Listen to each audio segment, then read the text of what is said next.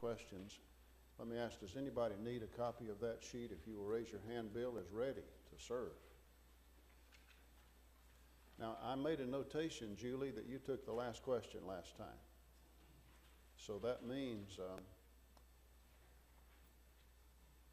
April, would you be able to start us out with 1 Samuel 5 and question number 1? Where did the Philistines place the ark? From Ebenezer to Ashdod. Okay. Ebenezer, remember that's where the Israelite forces were? And as Hank pointed out, you've got the location, Ebenezer, and then the Philistines were at Aphek. The battle's somewhere, in that area between the two as the forces merged. So Ebenezer is here given the site where the ark was actually taken from the Israelites, but when it says it took it to Ashdod, of course, that's the city of the Philistines. Okay, good. Wes, that brings us to number 2. What was the result of to their God unto their heaven? Dagon fell from his place before the ark and lost his head and hands, and the people were smitten with tumors. That kind of happens to the god Dagon in 2 stages, doesn't it? And that reminds me. There it is.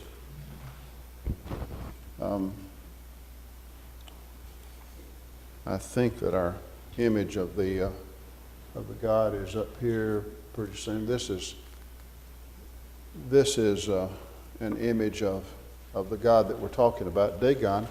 We said last week that typically with idolatry, there's a lot of variation, but typically when people make gods to worship, make their idols, it's not, and as Romans 1 says, when they worship and serve the creature rather than the creator. Of course, God is forbidden any images to represent him. But typically there's a combination of human and animal features. You just see that, I don't know if I should say more often than not, but it's very frequent. It's not uncommon at all. And so here you see a combination of the body of a fish, on the lower part, and the image of a man on the upper part. So, but I started to say that what happened to their image in their temple happens in 2 phases, doesn't it? The first time hasn't it just toppled over? It's fallen down. And then the next, so they have to prop it up. See, that's what you do with gods you make. You have to prop them up. They can't hold themselves up. See the irony there? And if they go somewhere, they have to be carried. They can't carry you. But anyway, so the Bible is just filled with all these passages that talk about the folly of idolatry from all manner of standpoints. But on day 2, the head's cut off, the hands are cut off, and it's like they're neatly placed at the threshold. The threshold is where you first go in. That would be the entrance to the temple. And so the whole idea was, we've got what represents their God, the ark, in our temple by our God, Dagon, and so that shows our God is more powerful. And so even when it came to what happens in the temple, they may have taken the ark, but they've not captured God, and they've not diminished his power. And so he's showing it in these ways here, besides afflicting the people. Leon, Sir. Doesn't it mean that Dagon laid down towards the ark like he was when he the first time? Yeah. Towards the ark. Fallen on its face to the ground before the ark of the Lord. Yeah, like he was So, paying homage to the very posture is that their God now is in a position where he's rendering worship to the Lord. That's a good point. And that is included there in the description. Okay, Alicia, number 3, please. What city was the ark Gath, and what were the results there? There was great destruction, and many were. Okay, thank you. So, again, the Bible has so many references here to the places, and so that it's making sense to it, and we're keeping it in our mind. Again, Shiloh, remember, that's where the tabernacle was. That's where the tabernacle has been for basically 400 years. In other words, from Joshua chapter 18 with the conquest, 18 and verse 1, the tabernacle set up in Shiloh. So all this time, you see, this has been the central place of worship, and that's where it was as our book of 1 Samuel at this point in the Judges begins. And so the ark is captured somewhere in this area between Ebenezer and Aphek, taken first to Ashdod, and now, as Elisha has said, it is taken to Gath, Tel Es-Safi, the Arabic name as it is designated today. So it is taken there from Ashdod. Ashdod is near the coast of the Mediterranean. But from Ashdod, it goes over here to Gath. And Gath is a lot more, it's still in the Shephelah, but it's approaching the hill country a little bit. It's inward just a bit there. So, Ashdod. It was here, I mentioned this last time without showing the photo. It is here that the Ashdoda was found, BAR says. A figurine whose prototypes seem to be the figurines of the Mycenaean Great Mother. When you go back as far as you can with idolatry, it's not like I want you to be experts in idolatry, but when you go back as far as you can, there's this mother goddess that's worshipped. And when you see the idols, it's the ugliest thing. It's just a big, it's like it's so distorted and grotesque. But that represents this mother goddess that they're talking about. And today, by the way, if you ever do any reading, do you know anybody that's been caught up in witchcraft and in Wicca, that stuff today? If you do any research at all as to what they're in for, they'll talk about the mother goddess. It's a revival of this ancient paganism, is all it is, if you know somebody that's involved in that. And I do. I know someone who was a faithful member of the church that's involved in that. But anyway, what this is talking about, this is a very important find, and it illustrates the kind of idolatry that was there. And this is the figurine that reference is talking about. This is the Ashdoda, which the way they describe it is a Philistine chair deity, and may have formerly held a baby. The arms are off, but it may have. So idolatry is entrenched there on the coast. And so here again, prosperous. And by the way, when it talks, I included this notation because when it says circa 1050 BC, about 1050 BC, that is exactly the date that the destruction of Shiloh is given by archaeologists, right at 1050 BC. The time we're studying right now is 1050 BC. So again, the largest and most prosperous Philistine city in this, at Ashdod, with the continuous layers, as time goes on. Massive brick walls, very strong gate. It'll talk about these cities of the Pentapolis, the 5 cities of the Philistines, but it'll say their cities and their villages. So you'd have a fortified city like Ashdod, but then you'd have unfortified cities all around it that were part of the area. That's what that's talking about. That is in our biblical references. But we also mentioned, while we're talking about the temple there, the city at Tel Kassil. Again, it dates to the same period we're talking about. This would be a century before as far as the founding of the city, but then it continues to have subsequent construction on that. In other words, 3 superimposed temples were uncovered in the northeast part of the Tel. And it tells us that these are the first well-defined Philistine temples ever discovered, the cultic center of the Philistine city.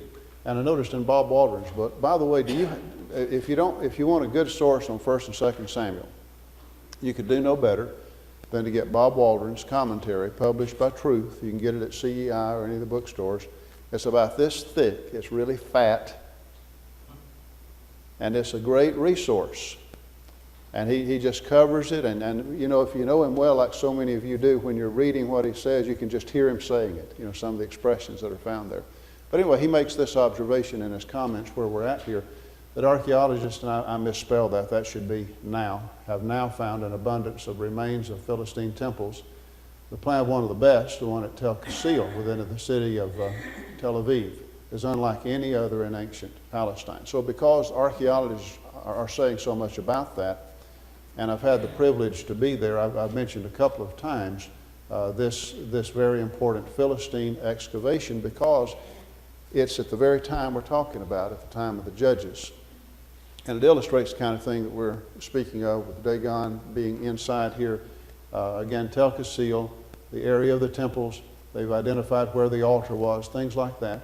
So very, very important, and pertains, all that was going on in the time of our study that we're looking at right now.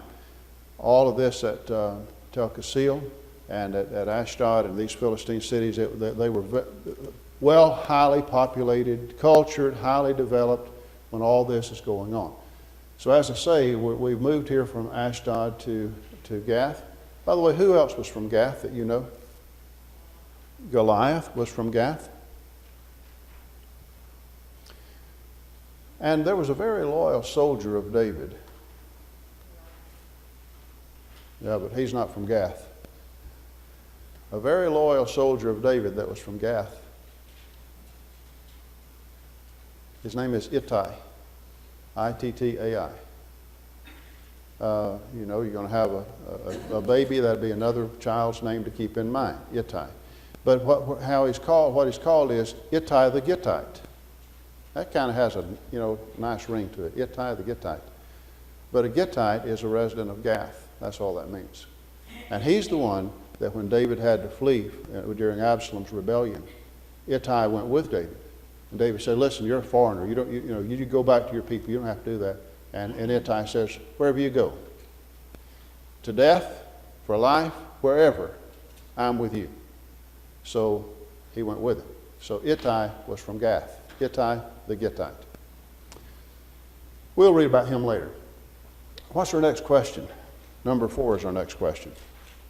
To what city was the ark taken next? Ekron. Okay. What happened at Ekron? Well, the Ekronites said they have brought the ark of God here to kill us. Now, to give this some perspective, as you think about what is said in the next chapter, how long of a period of time are we talking about that the ark was among the Philistines? We don't have to guess, do we? That's correct. Chapter 6, verse 1 says 7 months. You kind of get the idea that each place it was at, the time period diminished. In other words, probably longer at Ashdod where they started. Not quite as long as at Gath. By the time it's coming toward Ekron, they're going like, "Whoa, are you bringing that to kill us?" So they had just about enough of the ark of the covenant. So this is can I recommend another resource? And Brother Pender, as we stock our resource room, these are some things that we want to be sure to have. But the Macmillan Bible Atlas is one of your best Bible atlases, because instead of just like the maps at the back of your Bible that are generic, period by period, that are very helpful, what the Macmillan Bible Atlas will do, it'll go through very specific events chronologically. Like right here, it happens to be discussing this point of the ark among the Philistines. So it'll have a map, just like this one. It'll have a map that shows you, the places where that happened. So that's a good resource that I recommend. That's where this is taken from. But anyway, so again, you see the ark captured, brought to the temple of Dagon at Ashdod, then taken to Gath, and now we're going up due north to Ekron, right there. And notice the place the ark is going to go next is Beit Shemesh, house of the sun. That was a Levitical city, and it was appropriate that it go to a city of the Levites. But because of those that looked into the ark there and were smitten with death, as chapter 6 will point out, they sent word to the residents of Kiryat Yearim to come and get the ark, and so that it was transported from Beit Shemesh to Kiryat Yearim right here. And that's where it's going to stay till the time of David. Now it's going to say the ark was there for 20 years in chapter 7, but what that means is, here's what that means. It means, okay, it's there, 20 years passed, and now here's what happens next. it doesn't mean the ark is just there 20 years and then it's gone. It means it's there 20 years and then the events that are narrated continue. But it's, as you read further, 1st and 2nd Samuel, when you get to chapters 6 and 2nd Samuel, you're going to see there that it's taken from Kiryat Yearim to Jerusalem by David. Botched effort at first, when Uzzah touched it. You remember that? But then it was properly carried and transported there. But that's where it will stay the rest of the time of Samuel and all the time that Saul was king. In fact, there will be another reference later that will say that the ark was neglected in the days of Saul. So all the days of the rest of Samuel's time, the days of Saul, and actually the first 7 years of David's reign, when he's in Jerusalem, it's still there.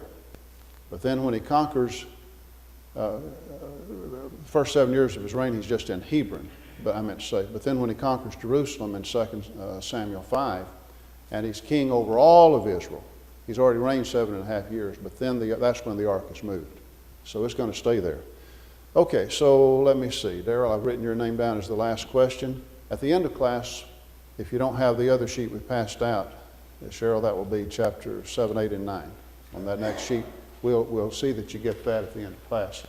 So here again, I've had the privilege to be at many of these places, not all of them, but there's an advantage to being on ground level where you're walking about and you can see things up close. There's also an advantage to be at a distance, and there's an advantage if you can be up above and take aerial photos. And so I've been able to, in many cases, do all of that. Again, what a privilege. But this area here, it kind of looks like two mounds or two tells, but this is all considered Gath right there. And there are excavations that have been going on there for some years, and even as I get newsletters, they've got excavations planned for this summer. So a lot is being done there. A lot of things are being discovered there. So that is Gath. And again, an artist's depiction of how people with this plague are getting sick and dying. There's panic. It's deadly destruction. This is pestilence. It's plague that is not just making people uncomfortable. The word deadly is used, that people are dying because of this. Now, it doesn't use the word bubonic plague, but many who study this passage and understand about the bubonic plague said most likely that is the kind of pestilence that we are talking about. That depicts pretty hard on the city, and the city there. I wonder if how accurate that would be. I think that would be very accurate. The Philistines were highly cultured, and they were great. The architecture and development of these major 5 cities, I think, would have been quite impressive. But again, the last place it's going to be is Ekron, which is right here. And you're able to visit Ekron today. The name of it today is called Tel Mikneh. And notice this sign is pointing to oil presses. I mentioned last time, as you walk about the Tel, you can see columns, you can see ruins. And David Sumura, in the International Commentary on the Old Testament, made the point that this was one of the largest Iron Age sites in Israel. Now, the way archaeologists date Iron Age, that would be like 12 or 13 BC on down. So that's what that means. But notice it is the largest industrial center for the production of olive oil known from antiquity.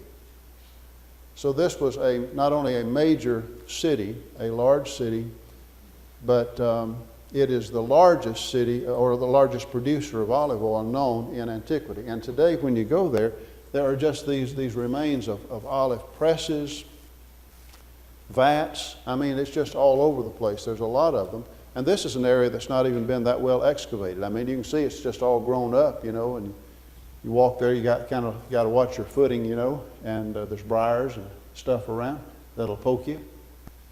But that's okay. I'm willing to be poked to show you these photos. Darren? Ben, this was the world olive oil press. Was a lot of olive trees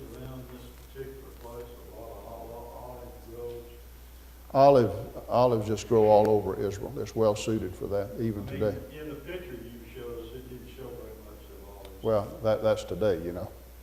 Yeah, today it's in ruins. And but still, in other parts of Israel, all over, it's one of the most olive-producing places you'll see. But again, not to do an overkill, but instead of just passing by, this is the place we're reading about in Scripture, where we're walking and looking around. This is where people were getting sick and dying. This is one of the places the ark was. And so it was not an insignificant city, but these things in the Bible really happened at this place. And like I tell the kids so often, as I want to build their faith, when you read in the Bible about a place, it's a real place. And the events that are recorded really happened there, and the people that are mentioned really lived there. So again, what we're going to do is go in chapter 6 from Ekron to Beit Shemesh. And that's going to be the next topic here of the narration. A lot of excavation has been done at Beit Shemesh. This is kind of, the significance of this is, it's kind of on the border between, from Philistia, as you move this way at this time in history, this would be the first city you'd come to in Israel's territory. So it's kind of a border city, but it's on Israel's side. So let's see what happens here. Does anybody have a question so far on what we've covered? Bill? We're at 1050 here. This back to the book of Judges. But when Samson, about what year was he? There are, I was just doing some reading about that. Bill is asking about when do you date Samson, and I don't know that you can with precision, but in the reading I've done by conservative scholars, they put Samson within the time of Samuel, so that instead of being before Samuel, that he is down here at this time. And here again, others have studied chronology more than I, but I'm talking about conservative scholars that you all would respect, would put Samson in the time we're talking about here. You know, this is all still in the time of the judges, but you know, I can't say for sure, but that's the reading I've done. So he'd be approximately at this same time here. Some overlapping with Samuel is again the reading I've done. Anything else? Yes. It's worth noting that the type of oil presses they use for olive oil and everything, it's the same thing as we know as extra virgin olive oil. Yeah. The highest quality olive oil. So, I mean, even though those presses were before the time of Christ, the way they produced the oil was extremely high quality. That's true. That is true. And I've seen those I've seen presses operated today where they demonstrate how they were done from antiquity. It's really interesting to watch that. But like you say, that first run, that first crush there, you're getting the virgin olive oil for sure. And yeah, it was a big thing then, and it's a big thing now. I mean, anywhere you go, olive trees can just grow anywhere. I mean, it can be so steep you couldn't plant a crop, but olive trees will grow there, and they could be flat, it could be hilly, and it can even be an area that they don't get much water, and olive trees still do well. So that's why this is so much in the Bible as having a bearing on things. Anything else? Let's look at chapter 6 then. Chapter 6, of course, is the chapter where the ark is returned to Israel. We've already mentioned in 6 and verse 1 that the time that it's there within the hands of the Philistines is about 7 months. And when you think about the God that we worship, the God that we know, see, the Philistines they keep talking about the God of Israel. And they talk about our God, Dagon. So they thought the God of Israel was was Israel's God, just like Philistia had their God, and like other nations would have their gods. And they don't understand that the Lord is the God of all the earth. That the true God is the God of the Philistines. He's the God of everybody, all over all the earth. But they're learning some things about God. It's just that, for example, they've captured what represented his presence. The Hebrew word is Shekinah, the Ark of the Covenant. And of course, it was that and the mercy seat and the cherubim facing one another, and his presence was represented there. But they're finding that God can reveal his glory even in a heathen temple, that he is not restrained. It's not really so much they've captured the ark as God has captured them. So they're learning some things about God. The thing about it that, you know, where what you'd like to see, you remember the people of Nineveh when Jonah preached and the king declared fasting and repentance, perhaps God will spare us. And so God spares the whole place because the people listen to the voice of the prophet. So what you'd like to read here with the Philistines is, you know, we need to confess our sins. We need to learn more about that God. But the way they approach it more so is, let's get rid of this. Let's just get it out of our territory. Look at all the devastation it's causing. So instead of acknowledging their sin and turning their hearts toward God, it's just this is causing the problem. Let's get rid of it. So that is unfortunate. Okay, so what are we going to do? Well, the Philistines called for the priest and the diviners. What will we do with the ark? Tell us how we should send it to its place. So it's not so much should we send it or should we keep it. They don't want to keep it. They've got that point. But it's if we're going to send it back, which we are, how do we do that? Well, the priest and the diviners say don't send it empty. In other words, you have offended this God, so you need to send a trespass offering. And by the way, in verse 3, when they say, if you send it, it doesn't imply any reluctance on the part of the Philistines to see the ark go. Sometimes that word if is used to denote a condition that is understood. If you were raised with Christ, seek the things which are above in Colossians 3. But he's just said in chapter 2, you died with him. So when he says if you're raised with him, it's not like maybe you weren't, but it's if you were and you were, or like since you were raised. So if doesn't always express an uncertainty, and it doesn't really express an uncertainty here. They're going to send it. So based on that premise, don't send it empty. By all means return it with a trespass offering. Then you will be healed, and it will be known to you why his hand is not removed from you. I don't think you ought to make more of something than what is there, but I can't help but think about what happened to the hands of Dagon. I mean, here they are, chopped off, lying there on the threshold, powerless. He's impotent. He can do nothing. He's powerless. And yet they're talking here about the hand of God, which they see as very powerful. And so that sounds good. So the Philistines, and especially this would be the lords, the leaders, but they say, well, what do you have in mind? What would be the trespass offering that we should send? And they came up with this number 5. They answered 5 golden tumors and 5 golden rats. And where do they get that 5 from? Okay, that's the number of the cities. By the way, if you drop on down to verse 17, all 5 of those are mentioned there. Again, this is, when you're reading about this often it's called the Pentapolis, the 5 cities. Ashdod, Gaza, Ashkelon, Gath, and Ekron. Those are the 5 cities. So send 5 golden tumors. Now this word translated tumors, you actually have a couple of different words, but what it means is swelling.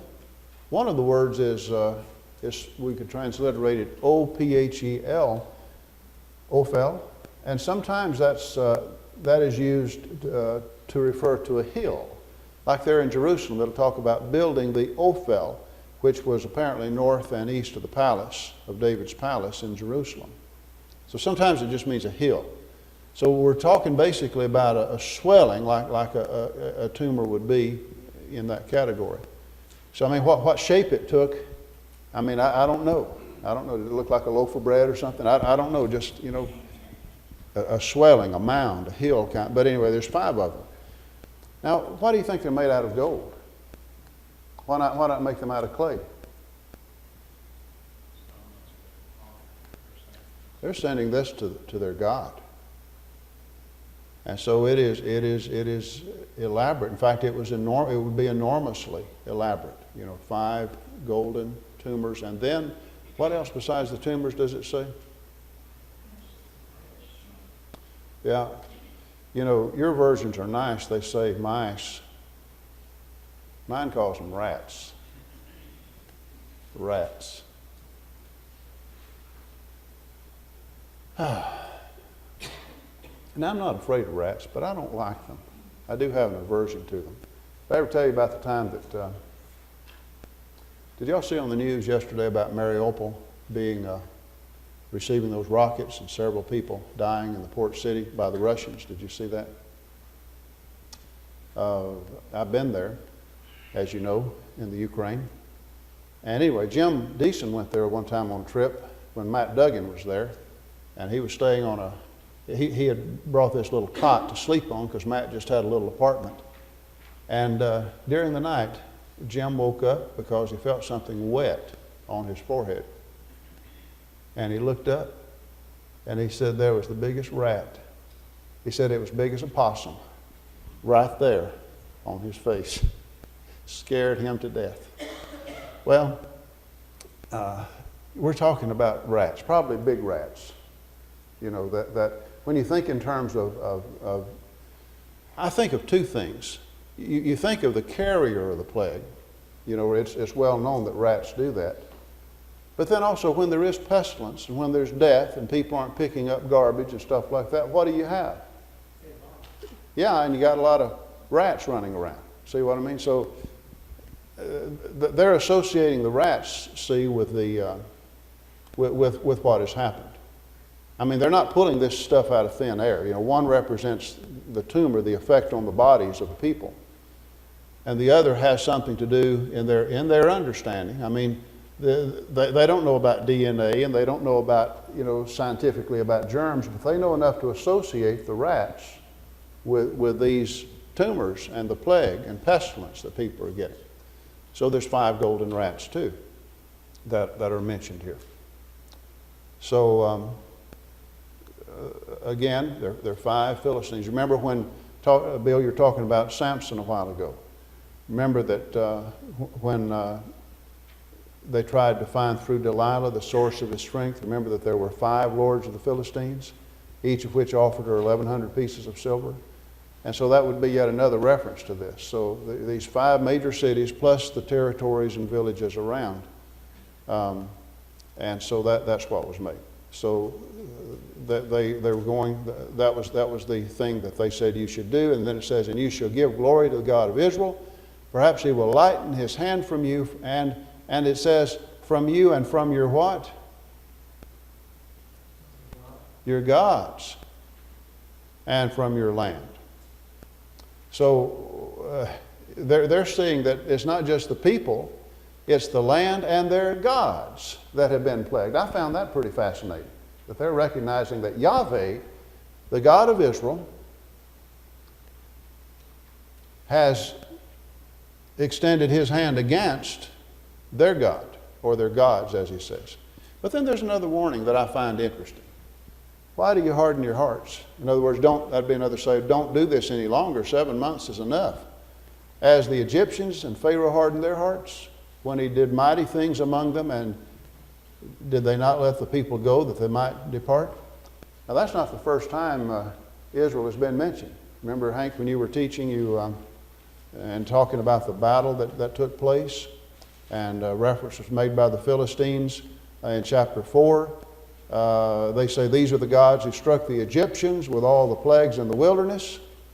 And Hank pointed out then, look at the time that has passed. But they still know about the plagues and the Exodus. See, the thing about where the Philistines are located, that's right, the Via Maris, the way of the sea, goes right through there. Caravans pass there all the time. And see, people brought news. It wasn't as fast as we get it, but they got news, and news like this travels. But the interesting thing is, if you date the Exodus as 1446 BC, and you're dating where we are now, about 1050 BC, that's exactly 400 years. That's 4 centuries. And yet the Philistines, that there's no indication we have that they had a copy of the law of Moses or anything like that, but they have heard about this, and they know it well. They know what has happened. They know about Pharaoh hardening his heart and the damage that was done to Egypt, and afterward they let the people go. And so they're kind of saying, we're in much the same situation, and we just need to not be like Pharaoh. We know what their God can do, and so we need to go ahead and do this. So I find that fascinating that that's a long time to pass. I mean, that's longer than the United States has been a nation. That's 400 years that have passed. But they still remember, they've heard what God did to Pharaoh. So here's the deal. Here's the deal. To the New American Standard and others, some say milch cows. Most translations will say 2 milk cows. First, there's a new cart. This cart has never been used for anything else. Now, this is kind of like those golden offerings. That's because this is deity. So you don't take a used cart that's been used, it's got dirt on it, and we'll just clean it up and reuse it. No, you build it special for this purpose. It's a new cart. And then there are 2 cows, milk cows, that have never been yoked, and they have calves. These 2 cows have calves. They've never been yoked. Hitch them to the cart, take their calves home away from them. Bobby, do you happen to have the Christian Standard Bible with you? You don't? I noticed as I was reading that, it says, prepare 1 new cart and 2 milk cows that have never been yoked. Hitch the cows to the cart, but take their calves away and pin them up. That's the way it's worded there. Take their calves away and pin them up. The NET says, take their calves from them back to their stalls. Now, anybody that knows about cows and calves, or yoking an animal to carry a cart, all this becomes a very important scene. Because there's a lot of things here that would make it improbable that just on human reasoning that they're going to go to the right place. In other words, these cows have never been yoked before. Never been yoked. They've not been trained. They've never had a yoke on them. So you put 2 cows to a yoke, and where are they going to go? The answer is anywhere they please, anywhere they want to. Isn't that the answer? I mean, they've never been yoked. They're not trained. And it's not saying somebody's going to drive them. We're just going to hook the yoke to them and see where they go. But the other thing that is so powerful is these are cows that have calves. The calves are pinned up. They're in their stalls. Now, does anybody not know what a mama cow will do, what she would tend to do with her calf if she has a calf? What's she going to do? She'll look for the calf. She'll go to where the calf is. And so here's the situation. But they're pretty smart about this. Take the ark, set it on the cart, put the articles of gold you're returning as a trespass offering in a chest by its side. So it's got its own little box where these gold offerings are. It's placed beside the ark on the cart, and then send it away and let it go. So they're not driving it. They're just saying, back off, let it go. And watch, verse 9 says, if it goes up the road to its own territory, to Beit Shemesh, then he has done this great evil. But if not, we shall know that it is not his hand that struck us, that it was by chance that this happened to us. Now, this word chance is the same word that's found in Ecclesiastes 9 and verse 11. Brother Earnhardt taught us about that. You know, the race is not always to the swift. The victory is not always to the strong. Time and chance happen to them all. That's Ecclesiastes 9 verse 11. They're using that same word here that's found in Ecclesiastes, and they're using that word chance. You know, it could be some strange coincidence, but this way we'll know. So the men did so. They took 2 milk cows and hitched them to their cart and shut up their calves at home. And look at this. They set the ark of the Lord on the cart and the chest with the gold rats and images of their tumors. And verse 12. Who wants to read verse 12 for me? What do the calves do? Anybody? And the cows headed straight for the road to Bethsaida and went along the highway, Lord, as it went, and did not turn aside to the right hand or the left. And the lords of the Philistines went after them to the border of Bethsaida. Now, how likely is that? And do you notice that detail? What were the cows doing as they went along the highway? What does it say? Lowing as they went. Can you hear those mama cows mooing and bellowing? I bet if you'd been a half a mile away, they were bellowing so hard you could have heard them. That sound travels a long ways anyway. But they're just, it's like this is against every instinct they have. They're just bawling as they go, and they're not turning to the left hand, they're not turning to the right hand, they're making a beeline toward Israel's territory because there's a higher hand that is reaching down and impelling them to go, which is stronger than their instinct, but their strong instinct is shown as they're just, it's like they're rebelling against it by lowing as they go, and yet they don't slow their pace. They don't turn aside. They're not just kind of wandering around. It's straight on the road, straight to Beit Shemesh. And the Philistines, these lords of the Philistines, they're just walking along, as it says. You can see these 5 figures. And they weren't probably dressed in blue jeans and T-shirts. They probably looked like kings. They would have had the royalty probably garbing them. But as I say, here we have it. They made a straight beeline to this city of Beit Shemesh right here. Now, it tells us in verse 13 what the residents of Beit Shemesh were doing. They were, you tell me, what were they doing there? They're harvesting wheat. Does this help us know what time of year it was? The answer is yes, it does. This would be May, late May or early June. So that's what time of year that this would be. That's when the wheat harvest is. So we know when that would have happened, approximately the time of year, I mean. So here they look up and they see the ark coming. And the text says, rejoice to see it. Now the thing is, we know the narrative. We know what's going to happen.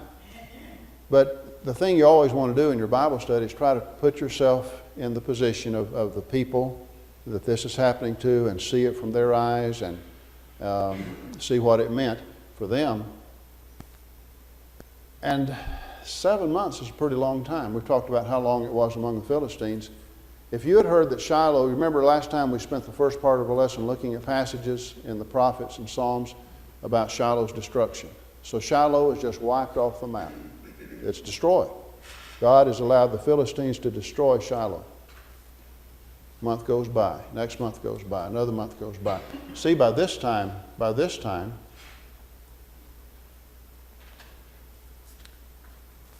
Passover had occurred. But you couldn't go to Shiloh and observe the Passover feast that year. And so the righteous people, their hearts would have been aching. And the thing is, very likely, if I had been there or you had been there, would it be unfair to say, as far as they knew, they'd never have the ark again? It was gone. As far as they knew, they'd never see it again. It had been gone 7 months. They weren't expecting this, and here they're seeing these 5 Philistine lords walking behind this cart, and there's the ark coming. Ark of the Covenant. And as I said, it is a Levitical city that is over in Joshua chapter 21.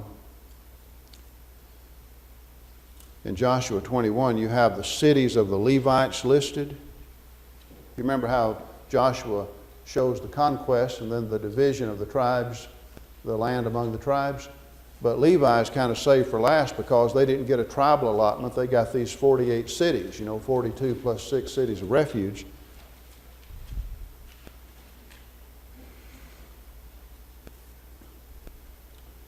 But if you drop on down here, when it's talking in verse 13 to the sons of Aaron the priest, it mentions they gave, so not just the Levites, but specifically the priests now. In verse 13, it mentions several here to the south, Hebron and Libnah, and several others, Debir, we've mentioned that. Drop on down to verse 16, it's listing cities given to the priest now. And right in the middle of verse 16 of Joshua 21, what does it say? Joshua 21:16, right in the middle of it. Beit Shemesh with its common land, right?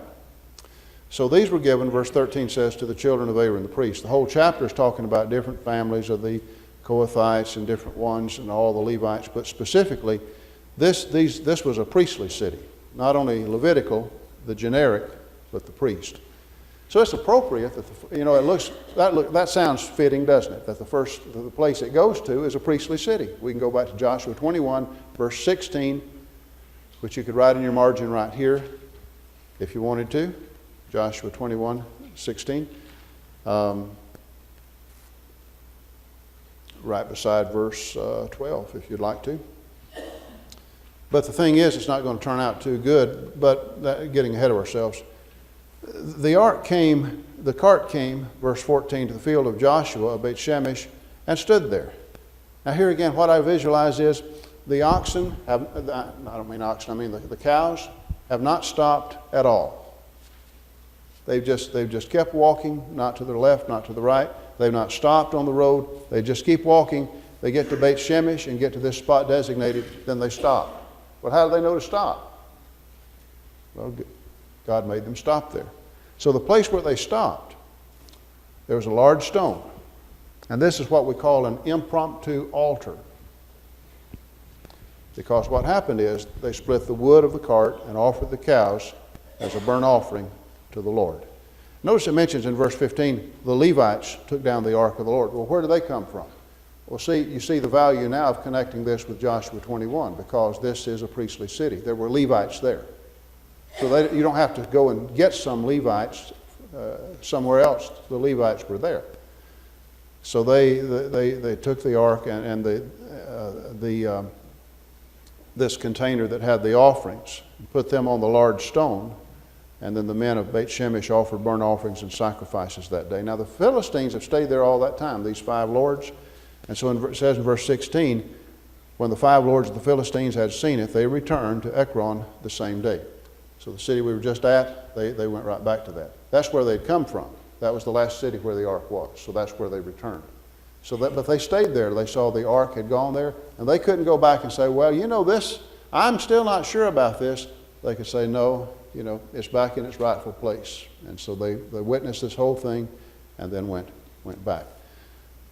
The only thing that remains is just to say that there were men who looked into the ark and they were killed. Verse 19 and 20 mentions that.